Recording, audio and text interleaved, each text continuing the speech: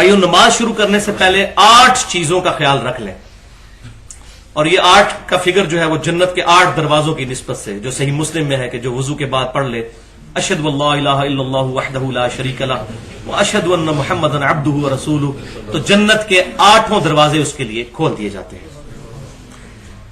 پہلی چیز طہارت ہے، یعنی جسم کا پاک ہونا، کپڑوں کا پاک ہونا، جس جگہ پر آپ نماز پڑھ رہے ہیں اس کا پاک ہونا، اسی طریقے سے وضو غسل کا اہتمام کرنا، اس پہ میں بتا چکا، مسئلہ نمبر 42 ہم ریکارڈ کروا چکے ہیں، 2.25 گھنٹے کی گفتگو، اس ڈیٹیل میں آ جانے کی ضرورت نہیں۔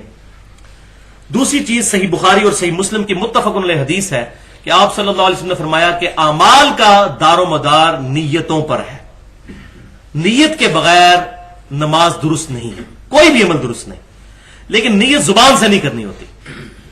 تو اب صرف کیا نماز کی نیت ہوتی ہے؟ وضو جب ہم کرتے ہیں اس کے لیے بھی نیت ضروری ہے، تو کیا ہم نیت کرتے ہیں نیت کرتا ہوں عشاء کے نماز کے وضو کی؟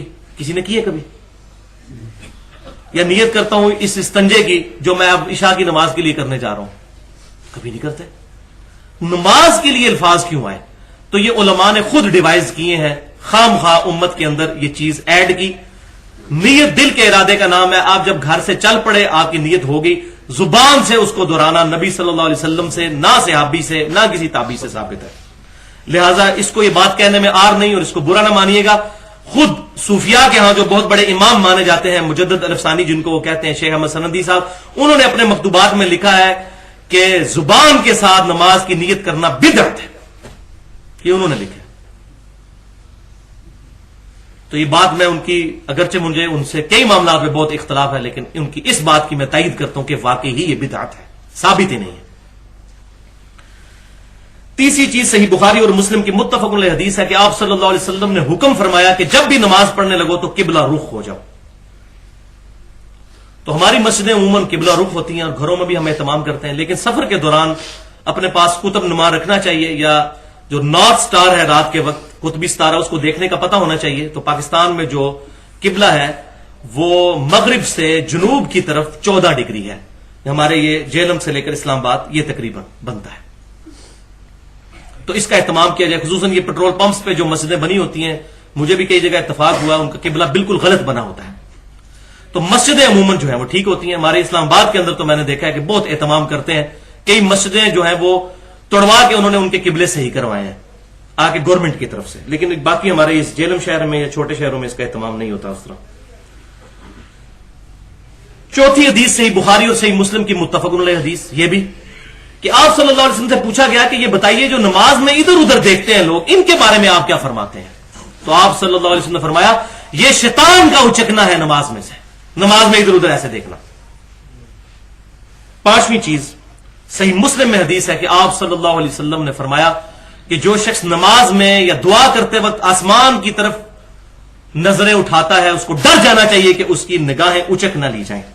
تو دعا میں بھی نظر جھکی ہونی چاہیے، ہاں دعا کا قبلہ آسمان ہے، ہتھیلیاں جو ہیں وہ آسمان کی طرف ہونی چاہیے، اور یہ بھی صحیح سند سے ثابت ہے۔ الادب المفرد میں امام بخاری لے کر آئے ہیں کہ 2 صحابہ عبداللہ بن زبیر اور عبداللہ بن عمر رضی اللہ تعالی عنہما، یہ جو ہے وہ دعا کے بعد اپنے ہاتھوں کو چہروں پر بھی پھیرا کرتے تھے، لہٰذا یہ سنت ہے، اور اس کو شیخ البانی کا اس کو بدعت کہنا ان کی سخت اجتہادی غلطی ہے، اللہ ان کو معاف کرے۔ چھٹی چیز سنن ابی داؤد اور مسند امام احمد میں ہے کہ آپ صلی اللہ علیہ وسلم نے فرمایا کہ جس کا کپڑا ٹخنوں سے نیچے لٹک رہا ہو اللہ تعالیٰ اس کی نماز قبول نہیں کرتا۔ تو نماز کے پروٹوکول میں تو لازمی ٹخنے ننگے کرنے چاہیے، لٹک نہ رہا ہو۔ جرابیں بھی ٹخنوں کو کور کرتی ہیں، لیکن اس میں لٹکنے کے الفاظ ہیں، یعنی تہمد یا شلوار، یہ لٹک جو اوپر سے نیچے لٹک رہی ہوتی ہے، تو یہ ٹخنے ننگے ہونے چاہیے نماز میں۔ نماز کے علاوہ بھی سنت ہے، لیکن نماز میں تو پرٹیکولر کریں۔ اچھا، یہ جو میں نے مسلم شریف کی حدیث بیان کی تھی کہ آسمان کی طرف نظر اٹھانے سے آپ صلی اللہ علیہ وسلم نے نماز میں منع فرمایا، تو اس میں ہی یہ بات امپلائڈ ہے کہ نماز کے دوران اگر کوئی بندہ کنسنٹریشن کے لیے آنکھیں بند کر کے نماز پڑھتا ہے تو یہ بھی جائز ہوگا، کیونکہ اس کی ممانعت آپ صلی اللہ علیہ وسلم نے کوئی نہیں فرمائی، جس چیز کو منع کرنا تھا اس کو منع فرما دیا۔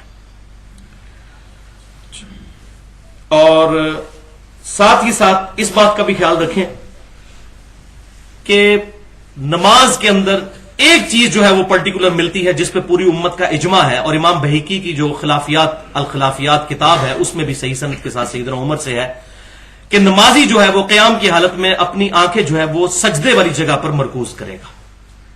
تو یہ حدیث نہ بھی ہو تب بھی امت کا عملی تواتر اور اجماع بہت بڑی دلیل ہے. خبر واحد سے بڑی دلیل امام شافعی نے فرمایا کہ اگر ایک حدیث ایک سند سے آ رہی ہو اس سے بڑی جو مضبوط چیز ہے وہ امت کا اجماع ہے، اجماع کو لیا جائے گا. تو یہ امت پوری کا اجماع ہے کہ نماز میں سجدے والی جگہ پر جو ہے وہ نظر رکھنی چاہیے. اہل سنت اہل تشیع دونوں کا اس پر اتفاق ہے. ساتویں چیز اس بات پر بھی اجماع ہے کہ عورتیں جو ہیں نماز کے دوران اگر کہیں علیحدہ نماز پڑھ رہی ہیں تو اپنا چہرہ اور اپنے دونوں ہاتھ کلائی تک اور اپنے پاؤں جو ہے وہ ننگے رکھ سکتی ہیں. عورتوں کے لیے یہ نہیں ہے کہ ٹخنے ننگے کریں، یہ مردوں کے لیے خاص حکم ہے. اور مردوں کو ایک اور چیز کا بھی اہتمام کرنا چاہیے کہ سر ڈھانپ کر نماز پڑھیں. آپ صلی اللہ علیہ وسلم سے ننگے سر ایک رکعت پڑھنا بھی ثابت نہیں ہے سوائے کسی مجبوری کے یا احرام کی حالت میں.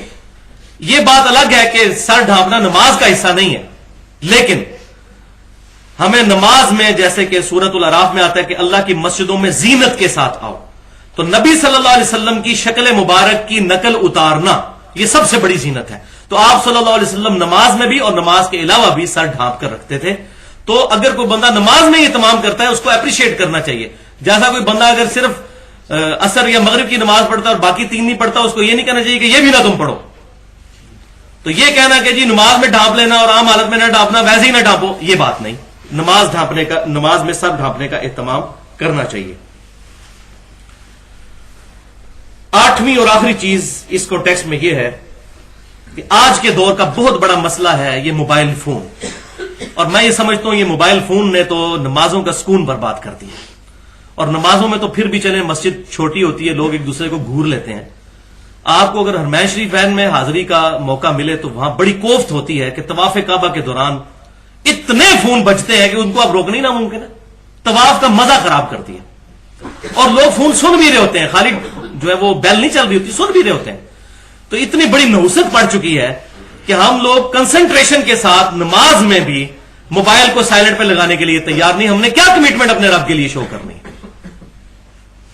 اور نماز کا لطف ہی اس وقت ہے کہ جب آپ نماز اس نیت سے شروع کریں کہ یہ اپنی نیچرل پیس پہ جب ختم ہو تو ہو، ختم کرنے کی نیت سے شروع نہ کریں، ورنہ پوری نماز میں آپ کی دوڑ لگی رہے گی.